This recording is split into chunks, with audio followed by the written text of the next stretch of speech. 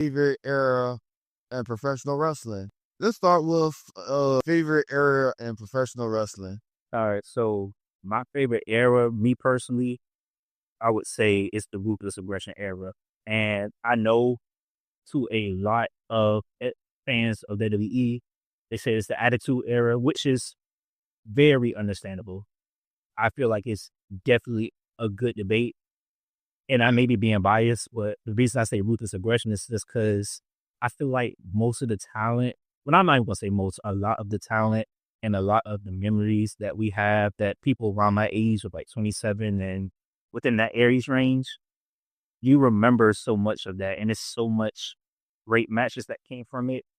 Um, I do see the other side of it. I do see a lot of people say ruthless aggression had a lot of silly stuff going on in it, but I feel like that silly stuff was what made it fun for us to watch. Like the fact that we bring up Rey Mysterio and Eddie Guerrero fighting for dominant of custody is so stupid. But it's the fact that it's funny, and the fact that we have dominant wrestling now, it's just like it seems like a full circle moment because now this is going to happen. Like we didn't know Dominic was going to end up being our whole wrestler.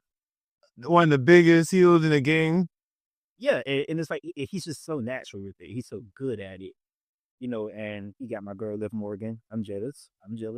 Hey, doing him, and it's like I said, ruthless aggression. I feel like it's that roster, bro. You had John Cena, the Randy Ortons, all of them. Like I just feel like that's again the best era in my opinion. I would like to agree with you on that one. It was you just had to be there type shit moment. I remember so much from 2002. I want to say, was it 2007, 06? When did Ruthless Aggression era end? When did that shit end? All right, let me Google it real quick. Like around 2010, it probably did. Ruthless. I think the HD era started in 2008. Let's see. When did the Ruthless Aggression era? Time frame 2002 to 2008. Memories I remember of watching wrestling was back in 2002, and I remember watching Serial to the Raw.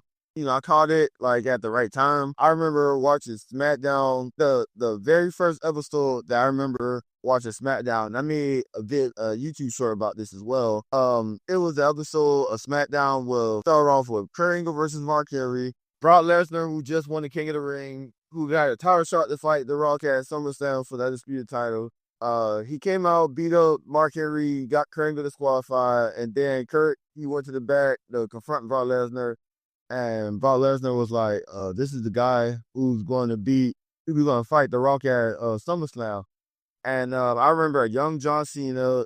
I remember Edge versus Chris Jericho in the steel cage. I remember The Rock and Hulk Hogan versus the Un-Americans in a tag team match for the tag team titles at the time. And I want to say Brock Lesnar interfered with that match. Yeah, Brock Lesnar was all over the show. That was such a greatly booked episode of SmackDown, in my opinion. I actually sat there and rewatched the episode like 2 years ago. Oh yeah, that episode was the debut of Rey Mysterio. He had beat Chavo Guerrero, and then he was walking backstage and he looked at Tess Funny, who was part of Un-Americans, and Tess like slammed him against the wall. Also the whole episode there was like an art trying to figure out. Kurt Angle was on the phone talking to someone, Eric, and we were trying to figure out who the hell he talking on the phone is. Was he talking to Eric Bischoff, the Raw general manager? So, I remember Stephanie McMahon. This, I think, is one of the first few episodes of her being general manager, and then Stephanie McMahon, she saw Edge. I think she was trying to stop Edge from leaving her. I can't remember, but that's when she made a match, Edge versus Chris Jericho. And then I remember a young John Cena, he was talking trash about the Un-Americans. And like, he was like, it was like, America sucks. They should be saying, please fix my tea. And then I think Tess came out of nowhere, shout out John Cena. Edge versus Chris Jericho for the steel cage match. The Un-Americans came out to help Chris Jericho. Then John Cena came out to help. And then Rey Mysterio jumped off the steel cage onto the Un-Americans. I want to say Chris Jericho won the match. And then at the end of the episode, you see Stephanie McMahon like walking to the parking lot and like as a limo, and she knocked on the limo and Eric Bischoff's piece his ugly ass head out the top of it. This nigga was like talking to like the superstar that he stole from SmackDown, and he just drove off. Stephanie McMahon just looked amazed like what happened, and then like you just see Kurt Angle behind, and then Kurt Angle like, dang, what was all that about? And Stephanie McMahon just looking shocked. She was like, bro, I thought that you were with Eric. And Stephanie McMahon was like, yeah, what are you talking to someone named Eric on the phone? And Kurt was like, yeah, my brother Eric. And Stephanie McMahon was like, you're right here, that who's in that car? It turned out Chris Jericho was the guy he stole for Monday Night Raw. Yeah, that was a 2002 episode of SmackDown. Like, it was the build up to SummerSlam, which is arguably, since we're talking about this, like, the build up to that SummerSlam was arguably one of the greatest build ups to a wrestling event of all time. Like SummerSlam 2002, I could honestly say I could sit there and rewatch that pay-per-view as if that shit's a fucking movie. Cause like the fucking card was fucking amazing. And then you had like Brock Lesnar like 2002, like that was Brock Lesnar's year. Like the Ruthless aggression, that shit made stars, bro. Like I don't like people would say whatever attitude era this, attitude era that, but the Ruthless aggression era, you had the Roger John Cena, Eddie Guerrero becoming champion, Bill, Batista, goddamn Randy Orton. You had like Edge ascend to the main event. You had like Triple H and his Reign of Terror. You had like wacky ass story. You had like Undertaker becoming the dead man again. Like, see, the crazy thing is like I started watching wrestling. I think it was late. Like I'm gonna say, what ECW was that where John Cena came in and they hated him and they eat his shit back out of the game? Was that One Night Stand? yeah, that was One Night Stand. Yeah, I was One Night Stand. I just can't remember. I think it had to have been the second one. Before, yeah, it had to have been the second one before it made it to like a regular WWE event. Okay, so that's that around that era. I think that's when I started watching wrestling. Like I never got to see The Rock wrestle on TV. I never got to see Brock Lesnar. Crazy enough, I never seen him wrestling and shit. But I knew who the people were because like my brother and his friend, they would always play the wrestling like games on the system and shit. But I never knew who these people were and shit like that. So my first time, crazy enough, seeing The Rock wrestle was when he wrestled John Cena. Hey, let me tell you, Mirror. Let me tell you more about Brock Lesnar's crazy ass rookie year. He debuted at the end of like not debut at the end. I'm lit right now. He debuted the night after Mania before, like before they made the Raw after Mania like a big deal. But he debuted, he won the King of the Ring, the Fight the Rock at SummerSlam. Oh yeah, and also too, like there's the episode of SmackDown leading up to SummerSlam where like Hulk Hogan was trying to become WWE champion again, and he had to fight Brock Lesnar to get Brock Lesnar spot. Boy, that nigga Brock Lesnar, boy, that man, he put Hulk Hogan in a pack, boy, and then he had made Hulk Hogan bleed, and like he just smeared his blood on his chest, and that guy, cause like the Rock and Hulk Hogan, it was like clicked up after this time. So this was like after WrestleMania X8 where Rock versus Hogan, and whatnot. And like, so they was like, still clicked up and like buddy.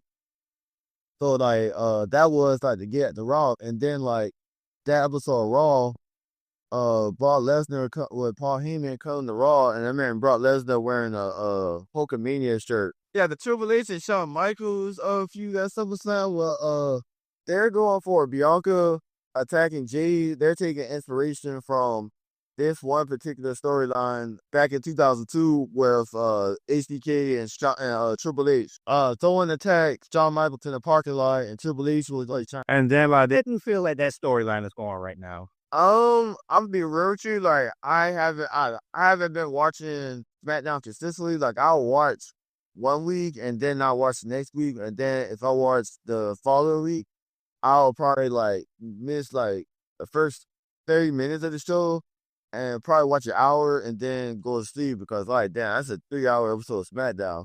I'm the same way, like, with Monday Night Raw and SmackDown, like, I'm catching it. Like, if I go home and watch it back on Netflix, I will, but for the most part, I'm just catching all the highlights and seeing what people are saying and everything.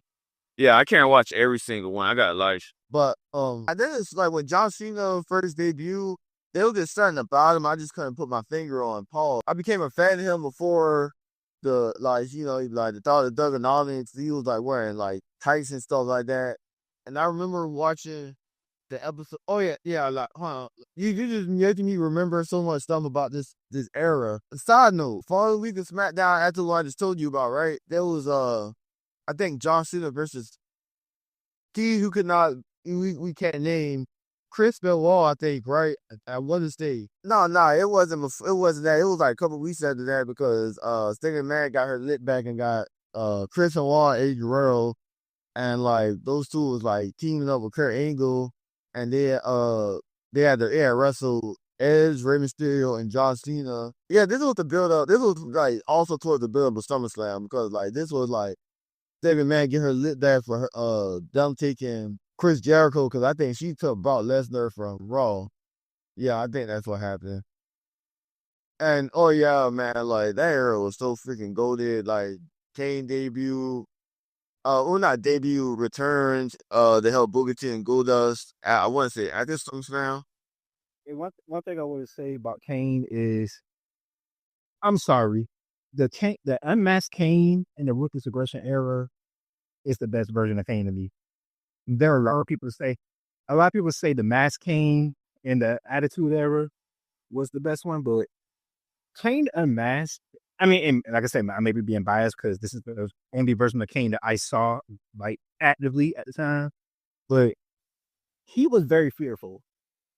Like I know, like early, but by that time, exactly, he was and the movie See No Evil. I really thought this nigga was real. I thought Kane was scary. I was more scared of Kane than a boogeyman, and especially when Kane had that Inferno match with MVP and he lit him on fire. I was like, this he got to be stopped. Oh no, when Kane had sat down interfere with Undertaker and Vince McMahon at Survivor Series 2000. And Kane had buried Undertaker and like Vince McMahon like was all bloody and stuff there. And I think this was when Undertaker came back as the dead man. And he was just saying mind tricks with Kane like for like a couple of weeks before WrestleMania. And then we saw Undertaker WrestleMania come back out as the dead man. I was like, bruh. But that the ruthless aggression era, yeah, like the roof, like I experienced the ruthless aggression era, like the attitude era. I vaguely remember episodes of WWF Raw and WCW. Longest memory that I remember watching wrestling was in 2002 when I first started watching it, and I was hooked. Like the cringiness of it, the great storylines, the violence, the action, the wrestling, like the Ruthless Aggression era was lit. Me personally, I thought, well, I could say, let me speak with bias as well. I feel like I appreciate SmackDown better than Raw because like I had like, cause like Ruthless Aggression, yeah. well like all right, so when I first started watching wrestling in 2002, I had cable, and like there was a period where I didn't have cable, so I couldn't keep up what was going on in Raw. This has probably been like 03, 04. But I was able to watch SmackDown because I had an antenna, and I was able to get UPN. So like I was always watching Smack. Yeah, He would put it. like that's when like you had Saturday Night Heat and you had Velocity. Like those are. Yeah, I remember watching for. But I had a lit ass. I used to have a lit ass Saturday, boy. Like I we see they so much off topic, but it's just a big ass nostalgia rush right now. Like I remember Saturdays would be lit. You had Bob Fizz, and you had Kids WB, and then